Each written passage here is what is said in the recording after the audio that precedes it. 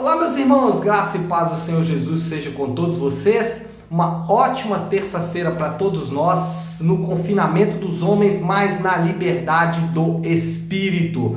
Amados, terça-feira sempre nós reservamos para falar sobre doutrina, em especial sobre um documento da nossa igreja chamado Declaração de Fé. Documento esse que toda igreja precisa ter e nós precisamos conhecer como membros de nossas comunidades da fé.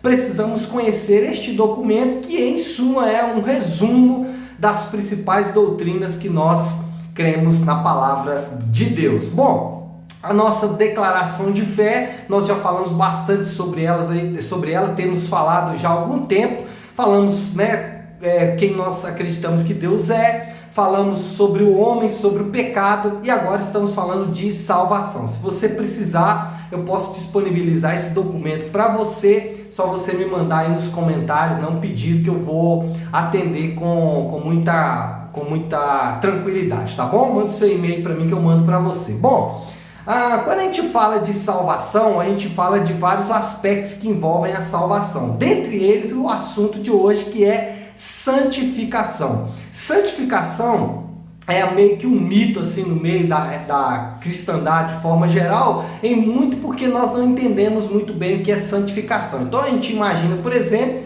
que ao ficarmos ali um período sem pecar, nós estamos em santificação. E quando nós pecamos ou perdemos a nossa santificação. É importante também destacar que existem dois aspectos quando falamos da santificação, que é santidade e santificação. Santidade é uma posição essa que nós ocupamos simplesmente por crer em Jesus. Ele nos coloca uma condição de santo. Ele se refere aos seus irmãos das igrejas, nas suas cartas, como os santos das igrejas XYZ. Portanto, é posicional. Eu estou numa posição de santo. Mas também é um processo, e aí entra a santificação. Processo que se dá, inicia-se na regeneração e se dá por toda a vida do crente. E assim nós declaramos aqui na nossa declaração de fé. Declaramos na declaração de fé, é ótimo, né? Dissemos assim: santificação é o processo que, principiando na regeneração, leva o homem à realização dos propósitos de Deus para a sua vida e o habilita a progredir na busca da perfeição moral e espiritual de Jesus Cristo mediante a presença e o poder do Espírito Santo que nele habita. Então, qual é a explicação aqui?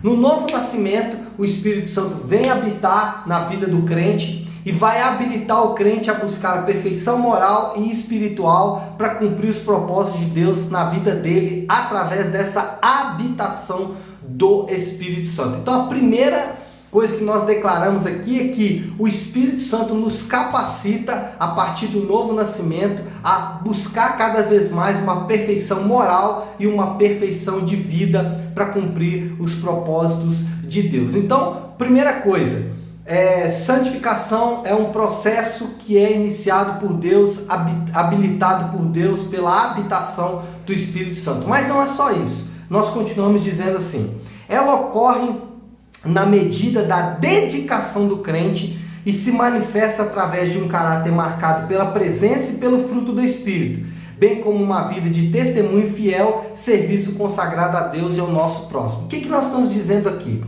Ok, primeiro nós entendemos que santificação é um processo que Deus nos habilita a viver. Por conta própria não conseguiríamos. Essa é a primeira coisa que precisamos entender. Mas, em segundo lugar, existe uma cooperação do crente. Nós falamos isso aqui, à medida que o crente vai se dedicando, à medida que o crente vai se esforçando, à medida que o crente vai tomando atitudes, decidindo, decisões que ele vai tomando na sua vida, compromissos que ele vai assumindo, de ficar mais próximo daquilo que é o padrão de Deus através de Jesus Cristo na terra. Então, nós afirmamos sim que é algo que vem do Espírito Santo, porém nós afirmamos também que o crente ele vai precisar se esforçar para que essa verdade se cumpra na vida dele. E outra coisa, santificação é algo que nós podemos ver na vida do crente. Isso nós declaramos aqui. Nós dissemos, olha,